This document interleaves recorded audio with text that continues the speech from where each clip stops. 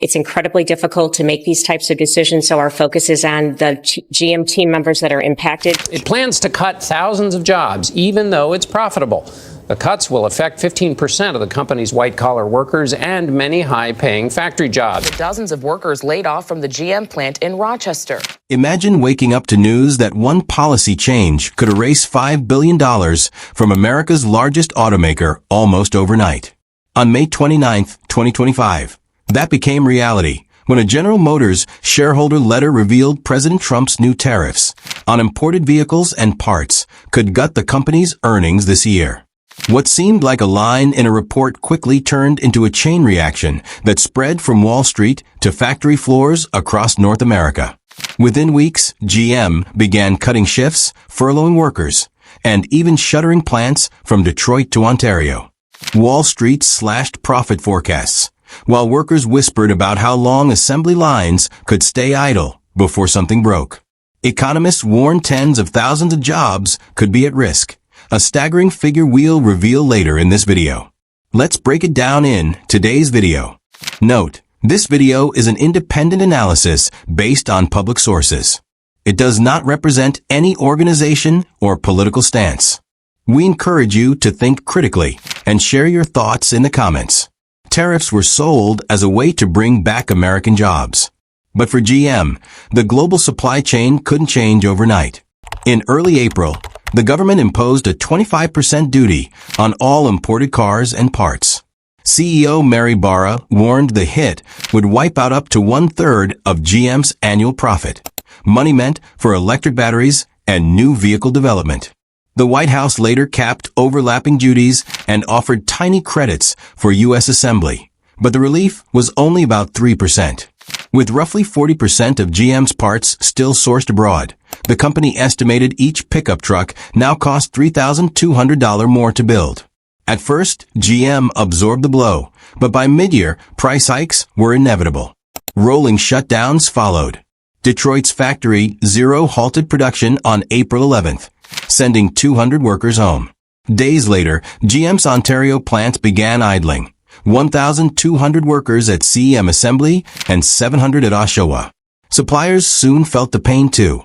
Adient, a key parts maker, closed 2 Tennessee factories, cutting 400 jobs.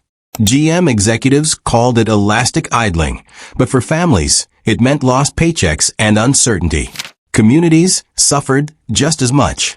A Michigan diner owner lost half his regulars overnight when the nearby plant went dark. An Indiana supplier warned he might cut his workforce in half if the slowdown dragged on. Economists cautioned that if the ripple effect continued, 50,000 auto jobs could ultimately be at risk. Investors reacted swiftly. Major banks downgraded GM's outlook. One slashed profit estimates by 18%. Stock prices slid as analysts calculated the true cost of tariffs. It was no longer just about numbers on a page. It was about silent factories, struggling towns, and billions in lost innovation. GM's electric dream is hitting a nightmare. Just as the automaker was positioning itself as a leader in the EV revolution, a wave of setbacks has stalled its momentum and cast serious doubt on its future. 3 blows landed almost at once. First, the $7,500 federal tax credit for EV buyers was repealed, erasing a huge incentive that kept sales alive. Then, Congress froze funding for nationwide charging stations, slowing down the infrastructure needed for EV growth. Finally, tariffs hit raw materials like lithium and rare earth metals, driving up the costs of GM's Ultium batteries, the very core of its electric push. The fallout has been severe. GM's Factory Zero in Detroit, once billed as the future of EVs, is now packed with unsold Hummers and Silverados wrapped in plastic. GM's own numbers show consumer interest dropped by half after incentives vanished, from 14% of potential buyers considering an EV to just 7%. Even 0% financing couldn't sway them. Add in high insurance premiums, rising electricity rates, and steep sticker prices, and many buyers are backing away from EVs altogether.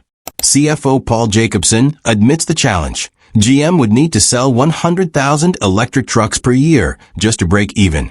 But projections for 2025 are closer to $65,000. Each unsold truck ties up around $45,000 in capital, while its costly battery slowly degrades in storage. As a result, GM is quietly slowing its EV rollout, scaling back production, and hoping battery costs drop before the financial strain deepens. This raises a hard question. Was GM's EV strategy too ambitious, or was it crippled by tariffs and shifting policies? On the factory floor, frustration is boiling over.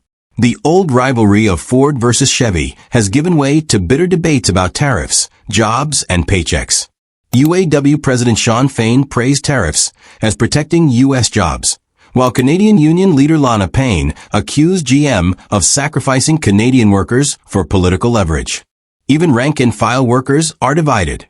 Some once cheered tariffs, but with layoffs and shortened shifts, many now want them rolled back. Patriotism fades quickly when mortgages and bills are on the line. Union leaders face a dilemma: support tariffs and alienate international allies, or oppose them and risk being seen as un-American. That division plays right into GM's hands. A fractured workforce makes it harder to unite, fight layoffs, or demand better conditions. Supplemental pay cushions the blow for a while, but as weeks drag on, support runs thin and anxiety rises. Many workers remember Lordstown, Ohio in 2019, idled, then closed forever. Some now keep their toolboxes ready by the door, fearing history could repeat itself. Meanwhile, there's no lifeline coming from Washington. President Trump, who launched the tariffs, shows no sign of backing down. Asked about GM struggles, he brushed them off, essentially saying, "You made your bed, now lie in it." For GM and its workers, that means one thing: adapt fast or face the consequences. The auto industry is facing one of its biggest tests in decades. Tariffs and trade wars are shaking factories, jobs, and supply chains across borders. What was meant to protect American manufacturing is instead threatening to grind it to a halt. For labor unions, this is a wake-up call. Patriotic slogans and political allies won't be enough. Leaders on both sides of the border are being forced to rethink strategy, finding new ways to defend workers against challenges that are now global, not just local. GM isn't alone in the struggle. Stellantis Windsor plant in Canada, the last factory in North America still building minivans, has been running on a stop-and-go schedule for weeks. Shortages and rising costs have stalled production, and the ripple effects stretch into Michigan and Indiana, where nearly 900 workers were laid off after orders were frozen. Dealers are left with lots full of unsold Chrysler Pacificas, while prices keep climbing thanks to expensive imported components. Volvo is also bracing for impact.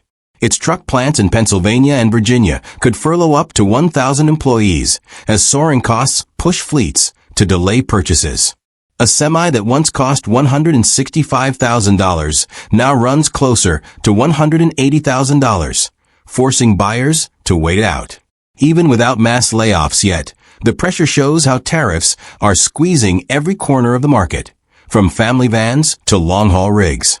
Overseas automakers are under fire, too. GM Korea exports nearly 90% of its vehicles to the U.S., meaning almost its entire business is hit with a 25% tax. Industry watchers warn it could face the same fate as GM's Australian division, which shut down in 2017 when costs made production unsustainable. Hyundai and Kia are rushing to expand U.S. plants to dodge tariffs, but those facilities won't be fully running until 2027. Until then, their customers will keep paying higher prices. The supply chain itself is unraveling. Parts now cross borders multiple times, each trip risking new fees or costly delays. A Canadian supplier lost $1.2 million in 1 week from a paperwork error that triggered surprise duties. Stories like these are pushing companies to rethink global strategies, some even considering moving production back home despite the huge cost and slow timeline. Inside GM, planners see 3 possible futures. In the best case, parts flow smoothly by June, Silverado pickups and EVs roll out again, and sales targets hold barely. In a middle case, new tariffs hit electronics, parts grow scarce, and GM is forced to cut deeper while analysts whisper about credit downgrades. The worst case is the nightmare. China cuts off rare earth exports, battery production halts, gas cars stall for lack of electronics, factories fall silent, debt balloons, and morale collapses. The outcome hinges on government policy, consumer demand, and supply chain resilience. GM is slashing costs, but even billions saved barely cover the $5 billion whole tariffs have blown in annual earnings. What was promised as a lifeline for American jobs has, for now, left many plants idle and workers uncertain about their future. Whether those assembly lines roar back or stay silent depends on what happens next. Relief could bring recovery, but if tariffs remain and demand weakens, temporary layoffs may become permanent closures. For now, the road ahead is filled with uncertainty, and every worker, factory, and community tied to the auto industry is bracing for what comes next. This was just the beginning. Hit that subscribe button and buckle up. Digital Garage has so much more in store.